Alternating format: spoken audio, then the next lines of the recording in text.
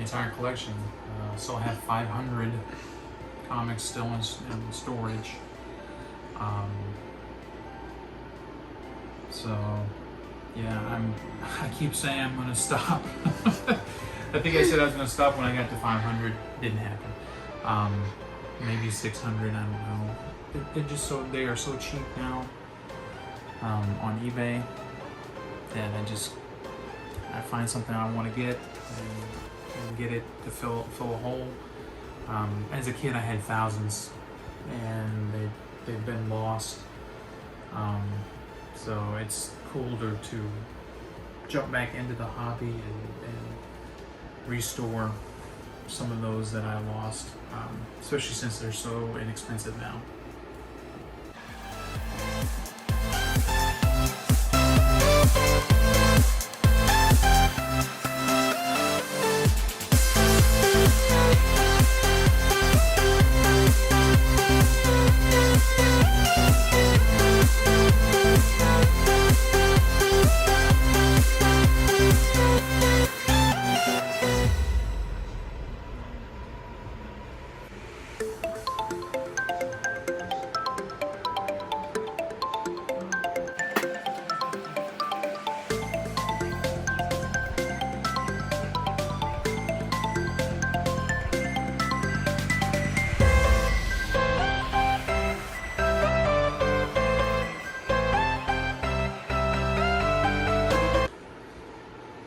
This is a nice little collection, part of the collection here.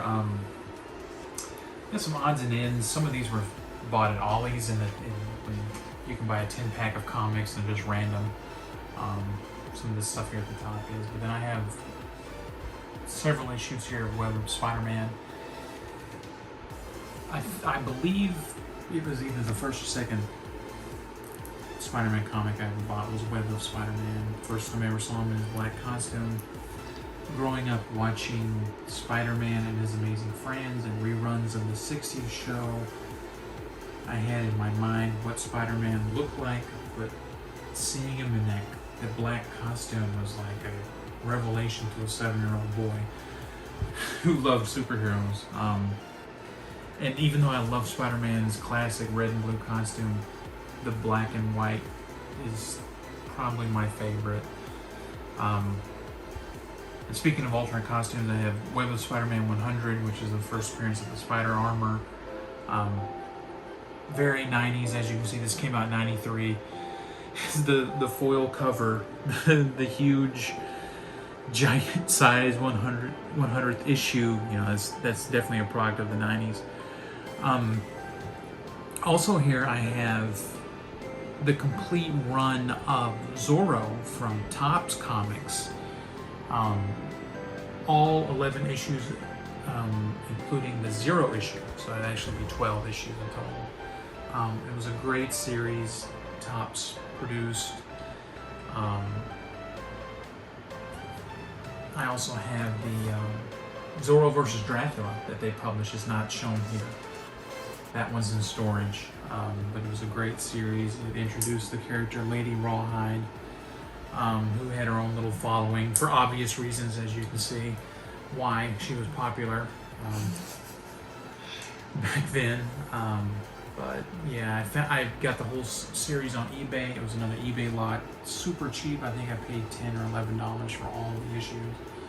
So if you're looking for cheap comics, if you're a completionist, eBay is the way to go. Unless you have, you have your own. If you have a local store, check out those dollar bins. Complete your collections that way. This is a smattering of various different comics. Some of these are Ollie's pickups. This issue of the Phantom. I think one of these issues of Magnus. I don't know about Fire, but I have the full set of the Man of Steel miniseries from 1986. This was artist, writer John Byrne's reboot of Superman for DC. The two alternate cover for issue 1. Here's the newsstand edition. This was the alternate cover. And then the rest of the series here all the way up to issue 6. This is what started me collecting Superman in the 80s through the 90s.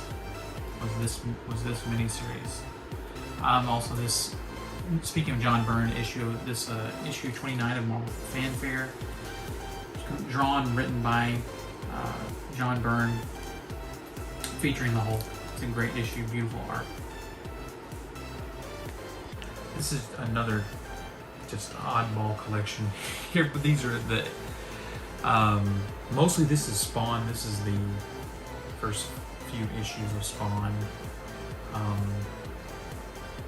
I never was a big collector, but it was the beginning of Image Comics back in the early 90s, so I felt like I had to get them.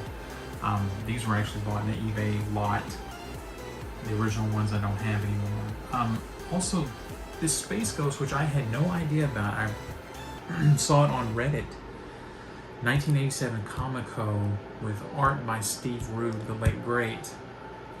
I had to get it. I found a perfect copy on eBay, and I had to pick it up because I had no idea that it even existed. So.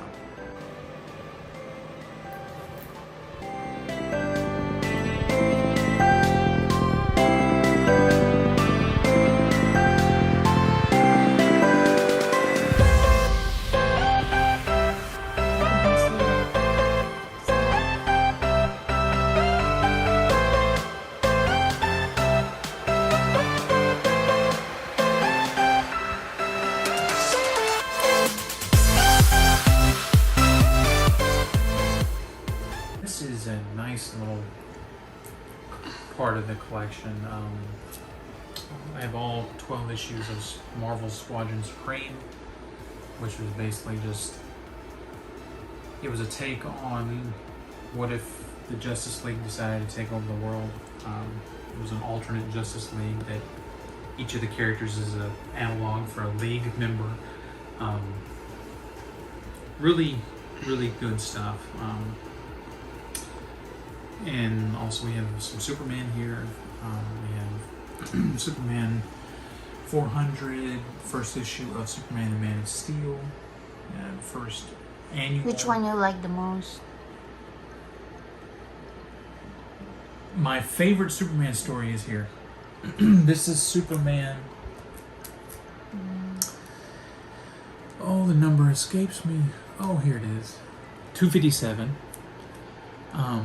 It contains the story of the greatest Green Lantern of them all. Superman does not even feature in it.